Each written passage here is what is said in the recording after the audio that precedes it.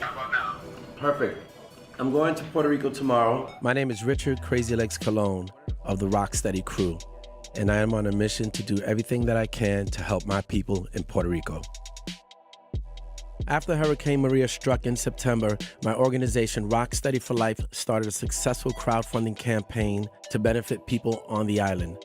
I then reached out to Red Bull, who was able to get me on one of the first planes to the island and provided me with all the resources we needed to carry out our mission. Red Bull linked me up with Waves for Water to help bring clean drinking water to the residents who desperately needed it. So looking at the map, you see a ton of data points out here. Red is obviously what you directly contributed to, either on the ground or through the Rocksteady for Life campaign.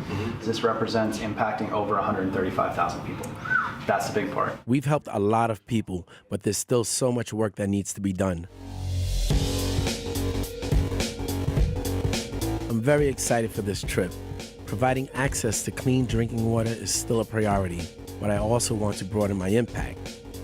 My plan is to link up with other Puerto Rican activists who are working to rebuild the island and see how we can help them out. So, you know, it's been a couple months since the first time you've been here. Shit hit the fan. There's still shit everywhere, you know? I think the water's an issue not only in potable water or drinkable water. There's other issues. There's a lot of water stuck, and it's creating disease, and it's creating, you know, mold.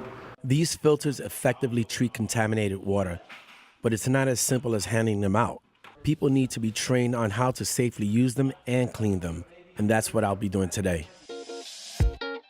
This is going to be my first time giving out water filtration systems without Waves for Water. I'm definitely nervous, but I do have my boy from New York, Puerto Rico Rob, along for the ride. This filter can produce 100 gallons of water per day. This is his first time.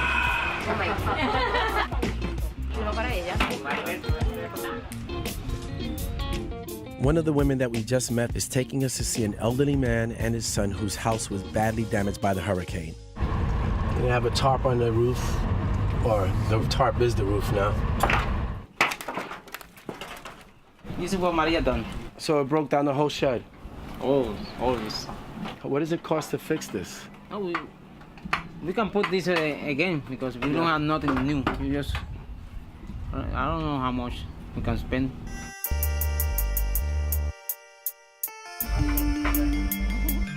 And your name?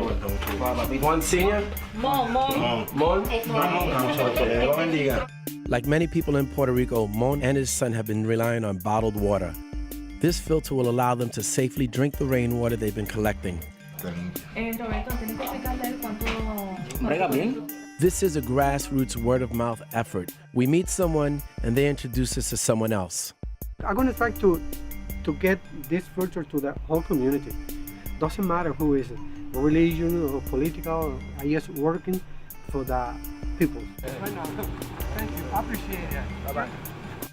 We are heading to Rincon on the west side of the island to meet up with my friend Angela. She does a lot to help the deaf and hard of hearing community. The deaf are still without basic needs, and that's a problem. I made a Facebook video. I said I'm gonna stop here and here and here. One person saw the video, then they go to another person's house.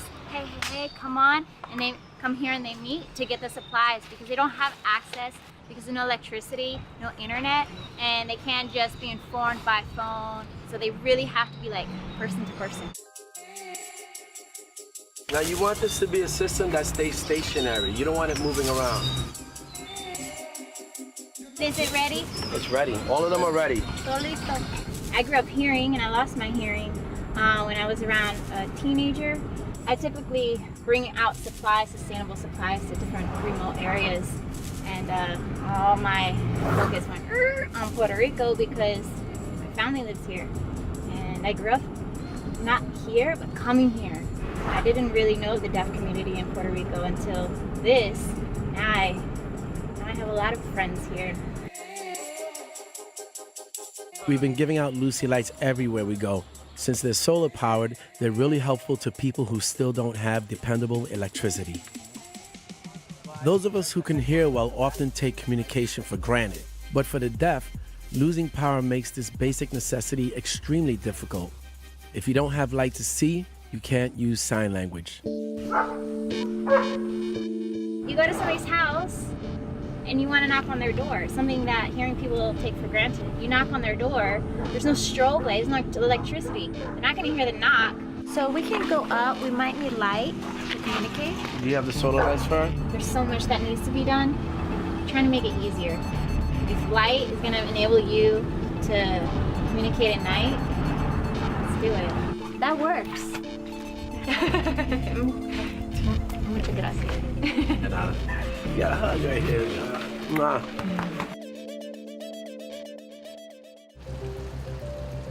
Hurricane Maria not only destroyed homes and much of the electrical and telecom systems, it also wreaked havoc on Puerto Rico's farmers who lost nearly all of their crops. Today, Rob and I are meeting up with two food activists, Tara Rodriguez-Besosa and Camille Colazo, to find out about their efforts to aid farmers. So we go to a farm and we just start to get to work, knowing what needs to be done, whether it be a latrine or a germination station or a roof or, set up a solar system. We have everything we need, we camp out there, and we just help out in the farm. After Maria, we started a fund called Regrow Puerto Rico that will give support to 100 and plus farmers from 5 different farmers markets, so they could have some support monthly as a work insurance until they get back on their feet. Tara and Camille are concerned about the big picture food situation in Puerto Rico. Currently, the island imports more than 85% of its food. Within the next 10 years, if we want to produce at least half of the food that we eat, we just need a whole bunch of different types of food systems that are working together. A lot of the work that I'm involved in is dealing with community gardens, getting people to just start growing their own food. You don't need to be a farmer or live outside of the city to do this. We just need more people growing food. And that's it. Every little support that we have received is a pat in the back. Keep on going. Yeah. And we're really grateful.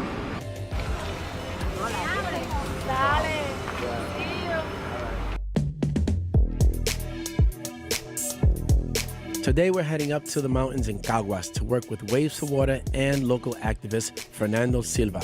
This small farming community doesn't have access to clean water, so we're going to help install 2 water cisterns, each equipped with multiple filters to help them out. We found a spring up there, the community found a spring, and we're basically going to siphon the water off the spring and gravity feed it into the cistern and make a water depot for the communities. The only way they can take advantage of that amazing resource of having a spring in the community is having a way to filter that water. There's a very big secondary problem that's going to come out of this, and it's all the plastic bottles that have been shipped into Puerto Rico. So there's going to be a big trash problem. Feeling good about implementing a system that, yeah, we use plastic, we use a bucket. So that bucket's going to have a big life, opposed to a PET bottle that's going to get drank and thrown in the river, thrown in the trash. And those are the things that we want to try to avoid.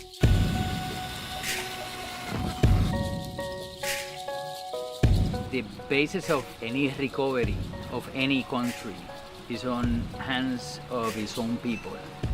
We have to provide the resources to the community, and then the community will be the driver to solve the problems, not only from the hurricane, but any other problems that we have to face in the future.